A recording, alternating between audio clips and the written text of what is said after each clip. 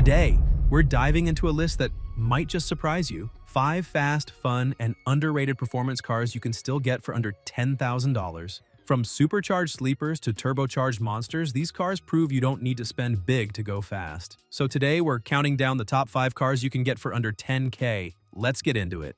And first up, we have a car that packed a serious punch for its time. That's the Chevy Cobalt SS, a car that went from being an economy car's edgy sibling to a genuine performance underdog. It wasn't just another cheap compact, it was a proper performance machine, a car that enthusiasts still talk about today. The Cobalt SS is a unique vehicle in GM's history, one that has earned respect in the automotive world not only for its performance but also for its potential. And it's one of those rare gems that has flown under the radar for too long. In the early 2000s, the sport compact scene was exploding. Honda had the Civic Si, Dodge had the Neon SRT4, Volkswagen had the GTI, and Subaru and Mitsubishi were dominating with the WRX and Evo. Each of these cars held a unique appeal. The Civic Si for its reliability and tuning potential, the Neon SRT4 for its straight-line performance, and the GTI for its balanced approach to performance and refinement. Then, of course, there were the WRX and Evo, which offered all-wheel drive performance at a whole different level. With all these players, GM needed a solid answer to compete, something that could punch at the same level as these established names. The solution? The Chevrolet Cobalt SS. Built in Lordstown, Ohio on GM's Delta platform, the Cobalt SS wasn't just a regular Cobalt with a spoiler. The SS badge, standing for Super Sport, was GM's way of saying, "We're serious about this one." And surprisingly, they were. The Cobalt SS was a car that was built to hold its own against the best, and it did so remarkably well. GM was attempting to create something special, and by the time the Cobalt SS made its debut, it wasn't just a fun little economy car anymore. It was a machine with real potential. The Cobalt SS went through several iterations during its short life, each more potent than the last. The Cobalt SS came in 3 different versions, each with a unique approach to performance. The first model, the supercharged version produced from 2005 to 2007, featured a 2.0-liter LSJ engine producing 205 horsepower and 200 foot-pounds of torque. Then came the naturally aspirated version made from 2006 to 2008 with a 2.4-liter LE5 engine, offering 171 horsepower and 163 foot-pounds of torque. Finally, the turbocharged variant made from 2008 to 2010 arrived with a 2.0-liter LNF engine, delivering a stunning 260 horsepower and 260 foot-pounds of torque. While all 3 models had sporty intentions, only 2 can truly be considered worthy of the SS name. Let's break them down. Chevy began with a 2.0-liter supercharged inline-4 borrowed from GM's European lineup. The engine wasn't groundbreaking by any means, but it provided an ample amount of power, and its unique supercharged nature made the car's performance feel much more exciting than the numbers would suggest. What truly set it apart, however, was how it felt. It had lots of torque, was responsive, and accompanied by the unmistakable whine of an Eaton M62 Roots-type supercharger. Performance stats include a 0 to 60 mph time of around 6.1 seconds, a quarter-mile time of about 14.3 seconds at 98 mph, and a top speed of roughly 140 mph. The Chevy Cobalt SS was GM's best-kept secret. It was an underdog that defied expectations, a true sleeper, and a car that deserves more respect than it gets. The Cobalt SS showed the world that Chevy could build a legit tuner car. But what if you wanted that same supercharged power in a more unique package? Well, that's where the Saturn Ion Redline comes in. You ever hear about a car that feels like it disappeared before it ever got the attention it deserved? That's the Saturn Ion, a compact sedan that arrived on the scene in 2003, may not be the first car that pops into your mind when you think of iconic vehicles, but it certainly made an impression during its production run. Introduced in 2003 as the successor to the Saturn S series, the Ion was built on the GM Delta platform. This platform was shared with other compact cars, including the Chevrolet Cobalt, which would also go on to have a notable impact on the compact car market. The Ion Redline was a performance variant that didn't just look fast, it was fast. Powered by a 2.0-liter supercharged inline-4 engine, the Ion Redline produced 205 horsepower. In a compact car, that's serious power, and it gave the Redline a noticeable edge over its competitors. The Redline wasn't just about raw horsepower, it also came with a sport-tuned suspension, aggressive body kits, and front grills, making it clear that Saturn was serious about performance. The 205 horsepower was enough to give the Redline a thrilling driving experience, and for the performance enthusiast, it was a car worth considering. GM even offered performance upgrade kits for the Redline, The Stage 1 kit boosted the output to 236 horsepower, while the Stage 2 kit took it even further to 241 horsepower. But the Ion Redline's performance didn't stop at the street. In 2003, the Redline set a land speed record at the Bonneville Salt Flats, reaching an impressive 212 miles per hour. This was a testament to the Ion Redline's true performance capabilities. It wasn't just a show car, it was a real contender on the speed charts. Production of the Ion ended in 2007, and it was replaced by the Saturn Astra, a European import that was rebranded for the US market. While the Astra had its merits, it didn't quite capture the same charm or distinctiveness that the Ion had. The end of the Ion also marked the end of an era for Saturn. The Ion was the last passenger car ever built at Saturn's Spring Hill, Tennessee plant, a facility that had been instrumental in the brand's rise to prominence. The Ion Redline shares a lot with the Cobalt SS, but it's even rarer. Still, if you want something with a little more muscle and a whole lot of torque, then you might want to check out the Pontiac Grand Prix GTP. Now, the 2004 Grand Prix wasn't just a mere facelift, it was a complete reinvention of what Pontiac's sedan could be. The car was built on a revised version of General Motors' W platform, which was essentially a reworked structure that allowed for improvements in handling, comfort, and overall driving dynamics. Think of it like giving an old muscle car a new skeleton.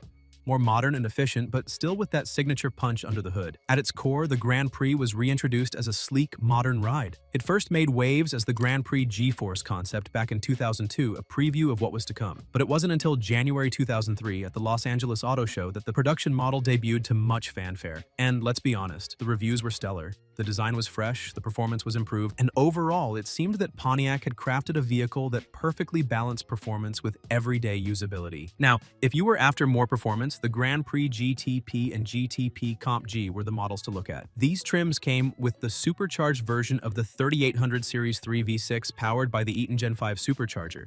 The result? A healthy 260 horsepower and 280 foot-pounds of torque. The difference between these and the regular GT models was immediately noticeable. The supercharger provided that instant torque hit you could feel, and when you mashed the throttle, it wasn't just about speed, it was about feeling that adrenaline rush as the engine screamed to life. The Comp G took things even further with sportier features like a sport-tuned suspension and performance tires for a better grip on the road. And if you were a driving enthusiast, the 3.29 axle ratio and MagnaSteer 2 steering system made for an even more engaging driving experience, making the Comp G an ideal performance car for those who wanted to experience all that Pontiac had to offer. While performance was certainly a key focus for Pontiac, they didn't forget about luxury and comfort. In 2004, they offered the Grand Prix GT2 Special Edition, which, while not a pure performance machine, still brought plenty of features to the table. Think chrome spoke wheels, heated leather seats, and a Monsoon premium sound system. This wasn't just another trim. It was an attempt to bring a little extra flair and comfort to the Grand Prix lineup, making it perfect for those who wanted a more luxurious ride without sacrificing style. Despite its relatively short production run, the Pontiac Grand Prix left an indelible mark on the performance sedan market. Whether you were after a car that screamed on the street or one that handled like a dream, the 8th generation Grand Prix had it all. The Grand Prix GTP is a sleeper with a V6 that punches way above its weight class. But what if you want something turbocharged, rowdy, and packed with attitude? That's where the Dodge Neon SRT4 comes in. Now, I know what you're thinking. Wait, didn't they make a 4-cylinder economy car with a turbo? Yes, they did. And let me tell you, it wasn't just any economy car. It was Dodge building a performance car that will not only give expensive sports cars a run for their money, but it'll do it at a fraction of the price. The Dodge Neon SRT4 was produced between 2003 and 2005, and it was part of Dodge's Street and Racing Technology, or SRT division, the same guys responsible for the insane V8-powered monsters. The SRT division turned their attention to something far less likely to win a street race: the humble Dodge Neon. Now, I know what you're thinking. The Dodge Neon was not exactly what you'd call a performance car. In fact, the regular Neon was a subcompact economy car that your grandma probably drove to the grocery store. It was built to be affordable and practical with a focus on reliability rather than performance. So what did SRT do? They took the basic architecture of the Neon and completely transformed it into a turbocharged, performance-driven powerhouse. Under the hood of the Neon SRT4, you'll find a 2.4-liter turbocharged inline-4 engine. And yes, it was a serious upgrade over the base engine.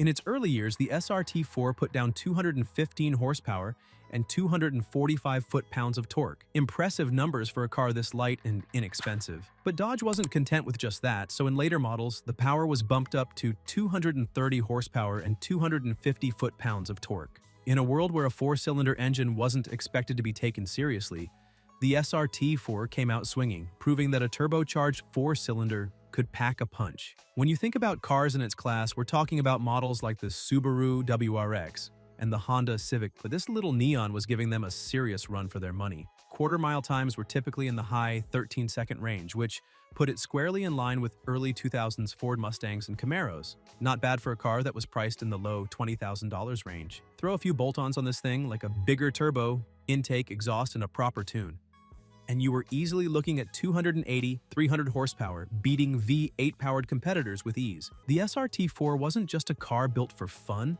it had some serious racing pedigree to back it up. Dodge didn't just throw this car out into the world without giving it a solid performance foundation. This car competed in a number of racing series, including the SCCA Rally and even the US Touring Car Championship. It wasn't just about straight-line speed. It could handle itself on the track too, showing that it wasn't just a one-trick pony. This racing background gave the SRT4 credibility and proved that Dodge wasn't just messing around when they built this car. They were serious about making a performance vehicle, and that racing experience translated into a car that wasn't just fast, but also handled well enough to make a name for itself in multiple competitive environments. The SRT4 has a reputation for being a bit wild, but if you want a big body sleeper with V8 power and cop car roots, then the Caprice PPV might just be the perfect choice. A car that over the years has transformed from a luxury cruiser to a law enforcement cruiser. To truly appreciate the legacy of the Chevrolet Caprice, we need to rewind to 1965. At this point, the Caprice started out as a luxury trim package for the popular Chevrolet Impala. But, like many good ideas, Chevy quickly realized it had more potential. The year 1966 saw the Caprice become its own standalone model, and from that moment on, it became a staple of American roads. Then came 2011. Chevy decided to bring the Caprice back, but with a bit of a twist. This time, it wasn't just a luxury car for civilians, it was going to be a law enforcement vehicle. But here's the thing, this car wasn't even built in the United States. It was actually an Australian-built Holden Caprice, imported into North America for police duty. This version of the Caprice found its second life in countries across the Middle East as well, where it was marketed as either the Holden Statesman or the rebadged Holden Caprice between 1999 and 2017. While it wasn't made on American soil, the Caprice still carried a very American name and legacy. In 2006, the Caprice underwent a complete redesign, and this time it was based on the Holden WM Statesman platform. For the first time, the car came in multiple trims: LS, LTZ, SS, and Royale. The LS was the base model, which kept things simple with no fog lights and a basic bumper. The LTZ added a bit more luxury, including upgraded interior materials. Then there was the Royale, which was the true baller spec of the Caprice lineup. This version was equipped with LCD screens in the headrests, a DVD player, and even a grille borrowed from the Daewoo Veritas. The SS, on the other hand, was a sportier version of the Caprice, designed for those who wanted a little more thrill behind the wheel, though it wasn't exactly a muscle car. By 2011, the Caprice underwent even more changes. Chevy made the V8 engine standard across all trims. Previously, the LS and LTZ trims offered V6 engines, but by 2011, Chevy decided it was time to make the V8 the standard engine for most markets. But let's talk about the real star of the show, the Chevrolet Caprice PPV. In 2009, Chevy announced that they were going to develop a police-specific version of the Caprice, and by 2011, the Caprice PPV made its official debut. It was based on the Caprice LS, but this version was purpose-built for law enforcement. Unlike the civilian Caprice, the PPV featured a front design shared with the 2007 to 2010 Caprice LS. Initially, this police car was only available to law enforcement agencies in the US, but as with most cool cars, some lucky or sneaky civilians managed to get their hands on one. The Caprice PPV rode on GM's Zeta platform, which was the same platform used by the Holden Commodore. There were two engine options available, a 6.0-liter L77 V8 and a 3.6-liter LLT V6. Both engines were E85 capable, though, let's face it, the V8 was where the true power resided. The Caprice PPV was known for its impressive performance, with tests by the Los Angeles County Sheriff's Department showing that this beast could perform well in high-speed chases. The only complaint was that its stability control system was a little too cautious, which is probably not what you want when you're trying to catch a bad guy at 120 miles per hour. The exterior of the PPV had a number of special features that made it distinct. You'd find an engraved Caprice logo on the chrome trim, a PPV badge on the right rear fascia, and dual exhausts. The car rolled on 18-inch steel wheels, which were complemented by center caps borrowed from the Impala 9C1.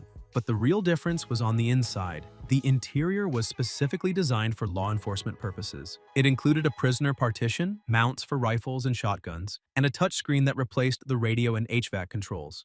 To accommodate the needs of officers, the driver's seat was specially designed to fit a police officer's duty belt. GM also included a performance-tuned suspension and something called the Performance Algorithm Lift Foot Calibration to improve the car's driving dynamics. This was a car designed to handle the tough demands of a police officer's daily routine. From high-speed chases to everyday patrols, the Caprice PPV was built to perform. There you have it, 5 underrated performance cars you can still grab for under $10K. Each one has its own unique charm. Whether you're after supercharged power, turbocharged madness, or a V8 sleeper, which one would you pick? Let me know in the comments. And if you enjoyed the video, don't forget to like, subscribe, and hit that bell for more. Thanks for watching, and I'll see you in the next one.